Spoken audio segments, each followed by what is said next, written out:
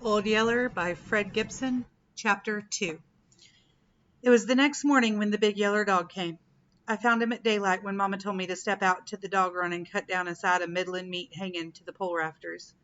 The minute I opened the door and looked up, I saw that the meat was gone. It had been tied to the rafter with bare grass blades braided together for string. Now nothing was left hanging to the pole but the frazzled ends of the snapped blades. I looked down then. At the same instant a dog rose from where he'd been curled up on the ground beside the barrel that held our cornmeal. He was a big, ugly, slick-haired yeller dog. One short ear had been chewed clear off, and his tail had been bobbed so close to his rump that there was hardly stub enough left to wag. But the most noticeable thing to me about him was how thin and starved-looking he was, all but for his belly.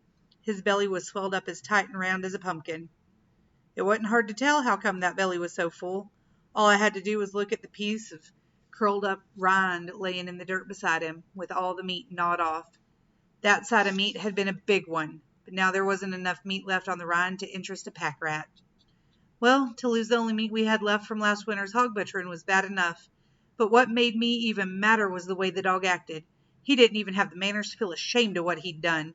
He rose to his feet, stretched, yawned, and came romping toward me, wiggling that stubby tail and yelling, "Yow! Yow! Yow!" just like he belonged there and I was his best friend. "Why, you thieving rascal!" I shouted, and kicked at him as hard as I could. He ducked just in time, so that I missed him by a hair. But nobody could have told I missed after the way he fell over on the ground and lay there with his belly up and his 4 feet in the air, squalling and bellering at the top of his voice. From the racket he made, you'd have thought I'd a club and was breaking every bone in his body. Mama came to stick her head through the door and say, "What on earth, Travis?"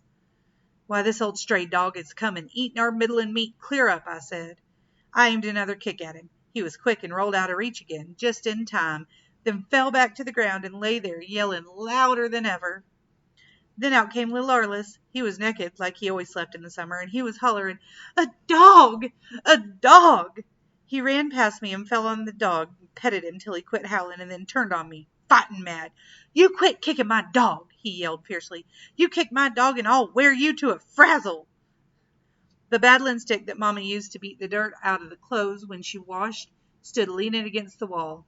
Now little Arliss grabbed it up in both hands and came at me, swinging. It was such a surprise move, little Arliss making fight at me that way, that I just stood there with my mouth open and let him clout me a good one before I thought to move. Then Mama stepped in and took the stick away from him. Arliss turned on her, ready to fight with his bare fists. Then he decided against it and ran and put his arms around the big dog's neck. He began to yell, "He's my dog! You can't kick him! He's my dog!" The big dog was back up on his feet now, wagging his stub tail again and licking the tears off Arliss's face with his pink tongue. Mama laughed. "Well, Travis," she said, "looks like we got us a dog." "But, Mama," I said, "you don't mean we can keep an old ugly dog like that, one that will come in and steal meat right out of the house?" "Well, maybe we can't keep him," Mama said. "Maybe he belongs to somebody around here who'll want him back." "He doesn't belong to anybody in the settlement," I said. "I know every dog at Salt Licks." "Well, then," Mama said, "if he's a stray, there's no reason why little Arliss can't claim him. You'll have to admit he's a smart dog. Mighty few dogs have sense enough to figure out a way to reach a side of meat hanging that high.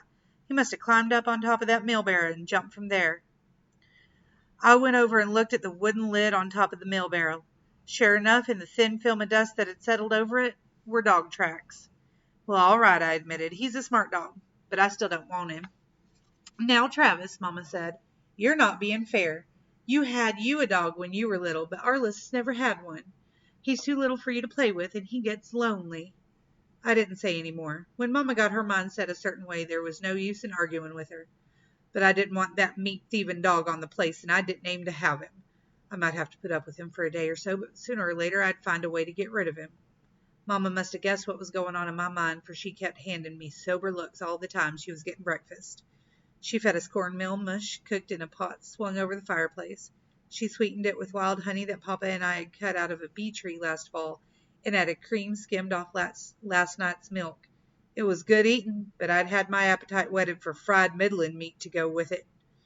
Mama waited till I was done and said, "Now, Travis, as soon as you've milked the cows, I think you ought to get your gun and try to kill this fat young doe for meat. While you're gone, I want you to do some thinking on what I said about little Arliss and this stray dog."